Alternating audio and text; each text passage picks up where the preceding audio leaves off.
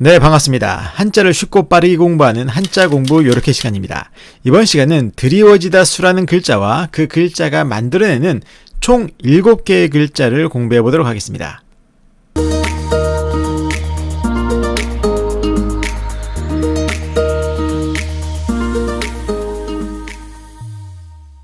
네, 드리워지다 수라는 글자와 그 글자가 만들어내는 7개의 글자를 이번 시간에 공부하는데요. 이번 시간에 공부하는 글자들을 한번 살펴보도록 하겠습니다. 자, 이 글자들이 바로 이번 시간에 공부할 글자들입니다. 그 모양을 쭉 보시면 이번 시간에 핵심이 되는 드리워지다 수라는 그 글자의 모양이 쭉 보이시고 뒷부분으로 가서는 잘 안 보이시죠. 자, 그러면 먼저 드리워지다 수라는 글자를 먼저 공부하고 나머지 글자들을 살펴보도록 하겠습니다. 자, 이 드리워지다 수라는 글자는 상형의 원리로 만들어진 글자입니다. 상형의 원리라는 것은 어떠한 대상의 모양을 본떠서 만든 글자죠. 자, 그럼 이 글자는 어떤 모양을 본떠서 만들었나? 자, 그걸 알기 위해서 이 글자의 모양을 한번 가만히 보세요. 가만히 보시면 이게 어떤 모양인지 전혀 감이 안 잡히시죠? 자, 그럼 이해를 돕기 위해서 이 글자의 서체 변화를 한번 보도록 하겠습니다. 자, 이것이 바로 드리워지다 수라는 글자의 서체 변화인데, 서체 변화를 보더라도 이게 어떤 모양인지 잘 모르시겠죠? 설명을 드리도록 하겠습니다. 자, 이 드리워지다 수라는 글자는 수양버들, 그 나뭇가지가 길게 멋있게 쭉 늘어져 있는 그 수양버들 있죠? 그 수양버들의 모양을 본떠서 만든 글자라고 합니다. 자, 그렇게 제가 말씀을 드리고 보니까 이 서체 변화에서의 그 초기 모양을 보시면, 이 전설을 보시면 그 수양버들이 축 늘어져 있는 가지의 모양이 저 글자 속에서 보이시죠? 네, 맞습니다. 저렇게 꺾여 있는 부분이 그 수양버들의 멋있는 그 늘어져 있는 가지 부분이다라고 보시면 되겠어요.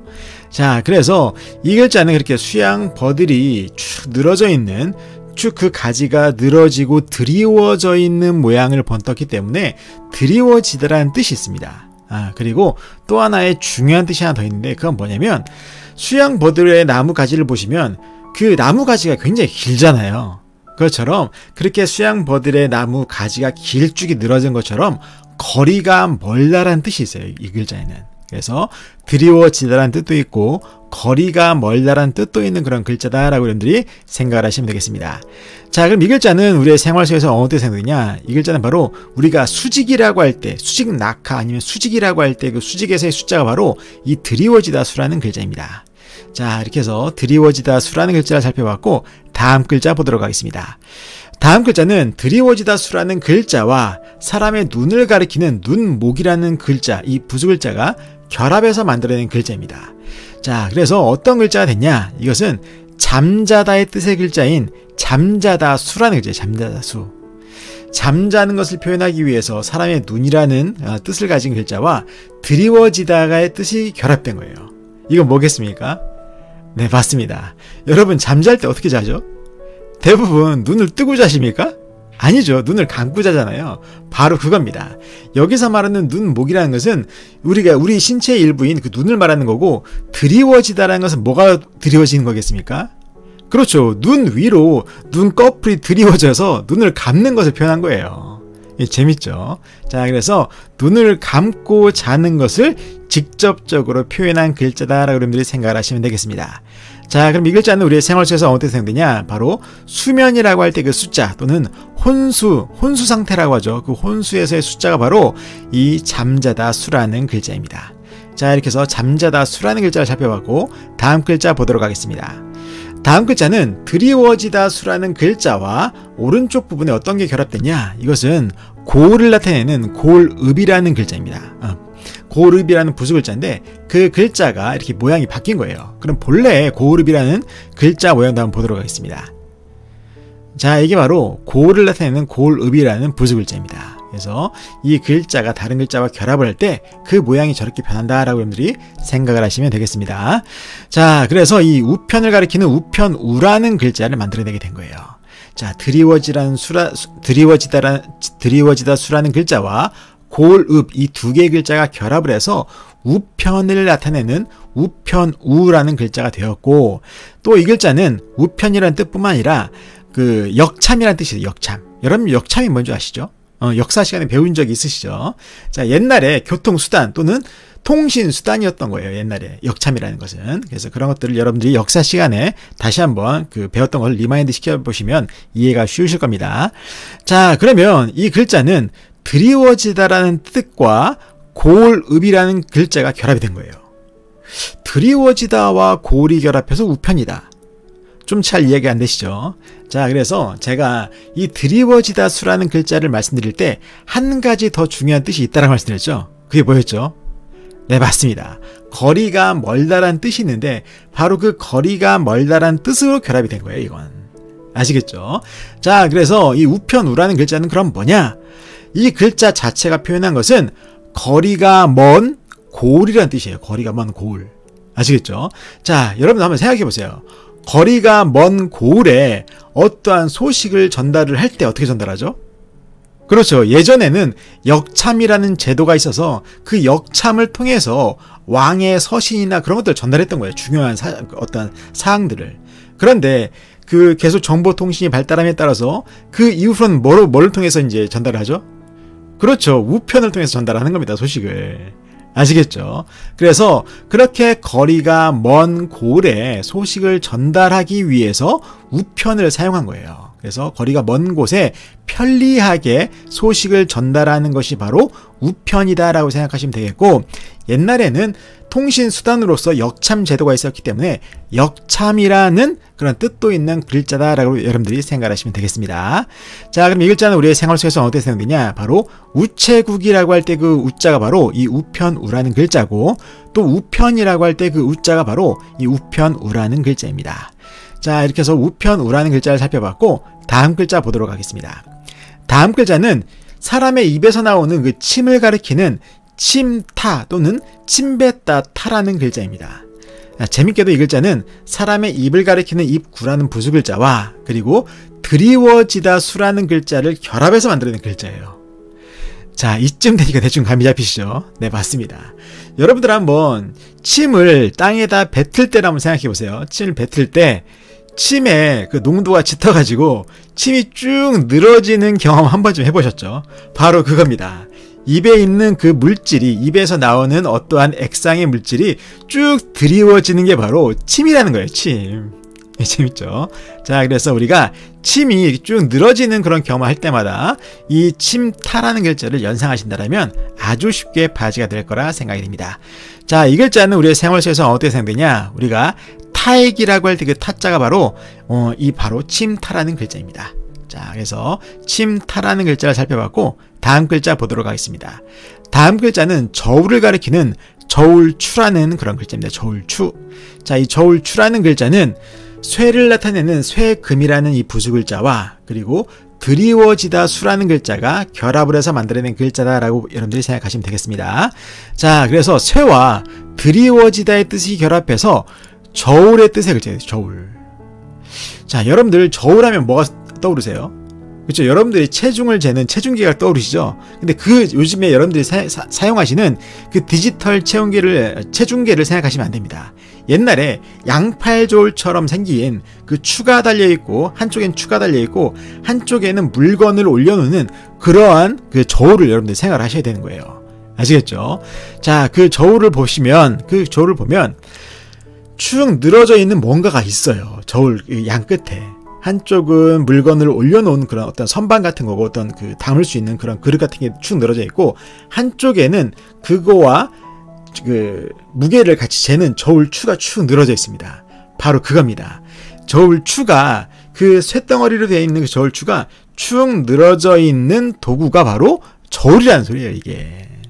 아시겠죠? 그래서 쇠가 늘어져 있는 것을 나타낸 글자인데, 그 쇠가 늘어져 있는 기구는 저울이다라고 해서 저울추라는 글자가 됐다라고 여러분들이 생각하시면 되겠습니다. 자, 그럼 이 글자는 우리의 생활 속에서 어떻게 사용되냐? 바로 시계추라고 할 때 그 추자 또는 칭추라고 할 때 추자가, 여기서 말하는 칭추라는 게 저울이라는 소리입니다. 그 칭추라고 할 때 추자가 바로 이 저울추라는 글자입니다.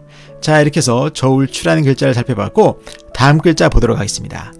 다음 글자는 히다소 또는 본디소 또는 바탕소라고 하는 그런 글자입니다. 자, 근데 이 글자의 모양을 보시면 이 글자 모양 안에 드리워지다 수라는 글자의 모양이 보이십니까? 안 보이시죠? 설명을 드리도록 하겠습니다. 자, 이 글자는 결합 글자인데, 자, 이 글자는 윗부분과 아랫부분으로 위아래로 나눠 살펴볼 수 있습니다. 그래서 이 글자의 윗부분이 뭐냐?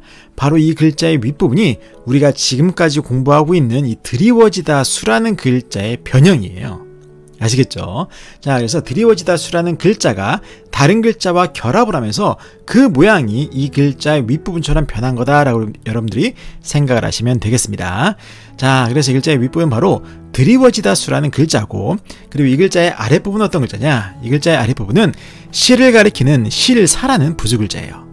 자, 그래서 이 글자는 본래 실이 쭉 드리워지면서 늘어져 있는, 실이 쭉 늘어져 있는 모양을 그대로 나타낸 글자입니다.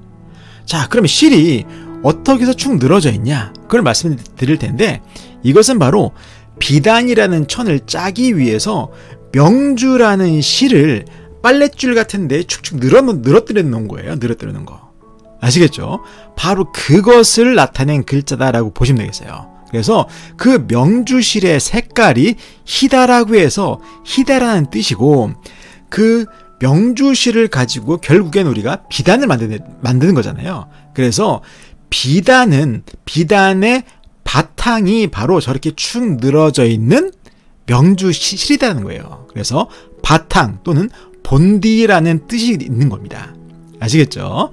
자, 그래서 이 글자는 그렇게 해서 이러한 희다와 본디와 바탕이라는 뜻이 있는데, 그럼 이 글자는 우리의 생활 속에서 어디에 사용되냐? 바로 소재라고 할 때 그 소자, 또는 소박하다라고 할 때 그 소박에서의 소자, 검소하다라고 할 때의 소자, 또는 우리가 산소라고 하죠. 공기 중에 산소, 그 산소에서의 소자, 요소에서의 소자, 원소에서의 소자가 바로 이 희다소 또는 바탕소, 본디소라는 글자입니다. 참 많이 쓰이는 글자죠. 그래서 여러분들이 이런 것들을 여러분들이 생각하시면 좋겠다, 생각하시면서 공부하시면 좋겠다라고 생각이 들고요.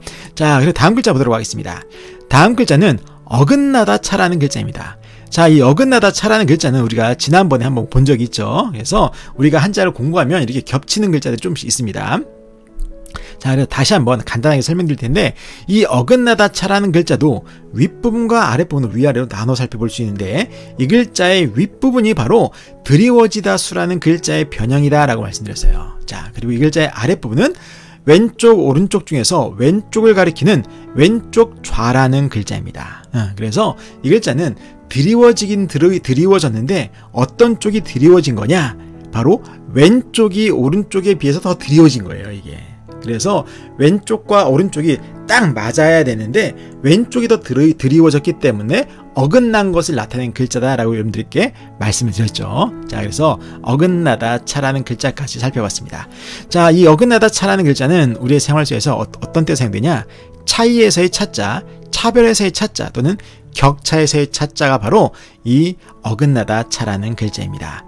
자, 그러면 이번 시간 우리가 공부할 7글자를 모두 살펴봤는데, 그럼 정리하면서 마무리 짓도록 하겠습니다. 자, 그럼 이번 시간에 공부한 글자들을 한번 쭉 살펴보도록 하겠습니다. 이번 시간에 공부할 7글자를 쭉 보게 되시면, 먼저 가장 핵심이 되는 드리워지다 수라는 글자를 우리가 공부했었죠. 그런데 이 드리워지다 수라는 글자가 다른 글자와 결합을 하면서 새로운 글자를 만들어내게 되는데, 새로운 글자들이 만들어지면서 사용되는 그 음을 한번 보세요. 보시면 드리워지다 수라는 글자의 음이 그대로 살아서 잠자다 수 또는 우편우, 침타, 저울추, 본디소, 어긋나다 차 이렇게 가야 되는 게 맞는데 그 음이 조금씩 변하죠.